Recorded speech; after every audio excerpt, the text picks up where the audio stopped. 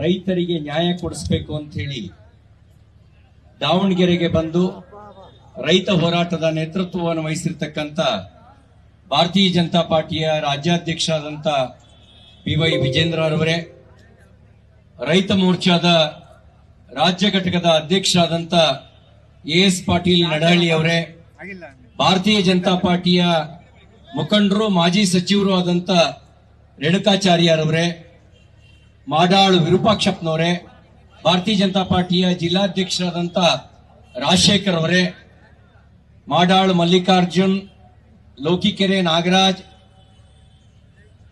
ಅಜಯ್ ಸೇರಿದಂತೆ ರಾಜಶೇಖರ್ ಸೇರಿದಂತೆ ಪಕ್ಷದ ಅನ್ಯಾನ್ಯ ಜವಾಬ್ದಾರಿ ಹೊತ್ತು ಈ ಒಂದು ಹೋರಾಟದಲ್ಲಿ ಪಾಲ್ಗೊಂಡಿರ್ತಕ್ಕಂಥ ಎಲ್ಲ ಅನ್ನದಾತ ಬಂಧುಗಳೇ, ತಾಯಂದಿರೇ, ಮಾಧ್ಯಮ ಮಿತ್ರರೇ, ಕಣ್ಣು ಬಿಡಿ, ಕಿವಿಯ ಕೊಡಿ, ರೈತರ ಸಮಸ್ಯೆಯ ಕಡೆಗೆ ಗಮನ ಕೊಡಿ ಅಂತ ಹೇಳಿ ಆಗ್ರಹಿಸಿ ನಮ್ಮ ಹೋರಾಟ. ರೈತರಿಗೋಸ್ಕರ ಮೆಕ್ಕೆಜೋಳ ಬೆಳೆದು ಬೀದಿಯಲ್ಲಿ ಹೋರಾಟ ಮಾಡ್ತಿರ್ತಕ್ಕಂಥ ರೈತರಿಗೆ ನ್ಯಾಯ ಕೊಡಿ ಅಂತ ಹೇಳಿ ನಮ್ಮ ಹೋರಾಟ.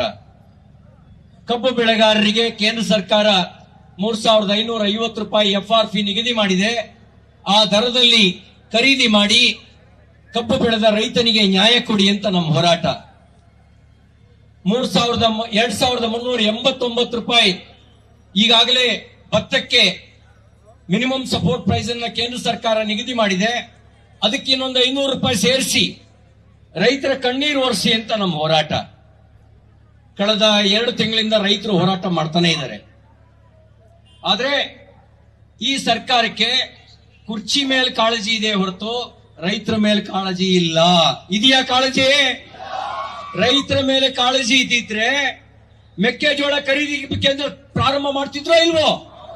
ಮಾಡಿದ್ರ? ಭತ್ತ ಖರೀದಿ ಕೇಂದ್ರ ಪ್ರಾರಂಭ ಮಾಡಿದ್ರ? ಕಬ್ಬಿಗೆ ಬೆಂಬಲ ಬೆಲೆ ನಿಗದಿ ಮಾಡಿದ್ರ? ಯಾವುದನ್ನು ಮಾಡಲಿಲ್ಲ.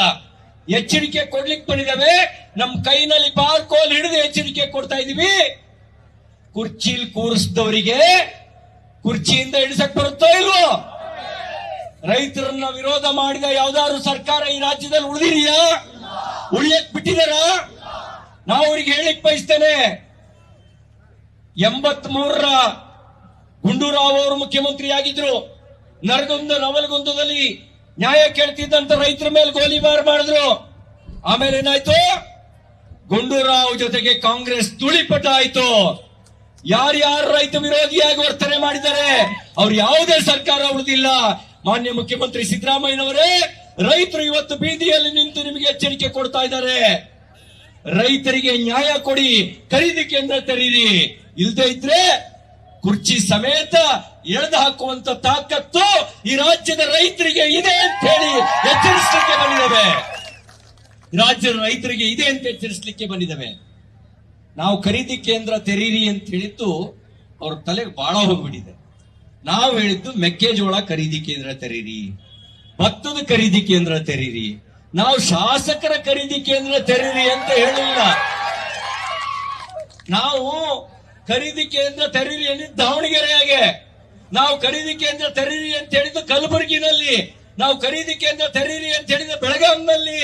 ಇವ್ರು ವಿಧಾನಸೌಧದಲ್ಲೇ ಖರೀದಿ ಕೇಂದ್ರ ತೆರೀರಿ ಅಂತ ನಾವು ಹೇಳಿರ್ಲಿಲ್ಲ.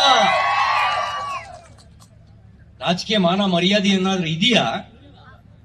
ಶಾಸಕರಿಗೆ ಅದೆಷ್ಟೋ ಕೋಟಿ ರೂಪಾಯಿ ಅಂತೆ, ಅದರಲ್ಲೂ ಗ್ರೇಡ್ ಅಂತೆ, A grade, B grade, C grade, D grade, grade ಮೇಲೆ ವ್ಯಾಪಾರ ಅಂತೆ. ನಾವು ಹೇಳಿದ್ದು ರೈತರ ಭತ್ತ ಖರೀದಿ ಕೇಂದ್ರ ತೆರೀರಿ, ಮೆಕ್ಕೆಜೋಳ ಖರೀದಿ ಕೇಂದ್ರ ತೆರೀರಿ. ನೀವು ಶಾಸಕರ ಖರೀದಿ ಕೇಂದ್ರ ತೆರೆದುಕೊಂಡು ಕೂತಿದ್ದೀರಲ್ಲ, ಮಾನ ಮರ್ಯಾದೆ ಇದೆಯಾ? ಇದಕ್ಕಾಗಿ ರಾಜ್ಯದ ಜನ ನಿಮಗೆ 136 ಸೀಟ್ ಕೊಟ್ಟಿರ್ಕಿದ್ದು. ಏನಾಗಿದ್ದಾರೆ? ಇದು ರೈತರ ಮಾತು ಕೇಳಿ. ನೀವು ರೈತರ ಪಾಲಿಗೆ ಬದುಕಿದ್ದು ಸತ್ತಂಗಾಗಿದ್ದೀರಿ.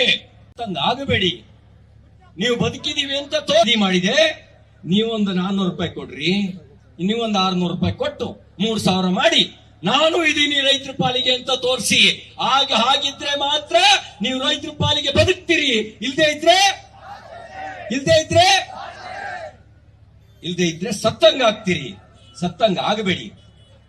ರೈತರು ಕಬ್ಬಿಗೆ ಬೆಂಕಿ ಹಾಕಿದ ದುರುಳರು, ಅವ್ರ ಮೇಲೆ ಕ್ರಮ ಆಗಿದೆಯಾ? ರೈತರು ಯಾವತ್ತೂ ತಾನು ಬೆಳೆದ ಬೆಳೆಯನ್ನ ಲಕ್ಷ್ಮಿ ಅಂತ ಭಾವಿಸ್ತಾನೆ.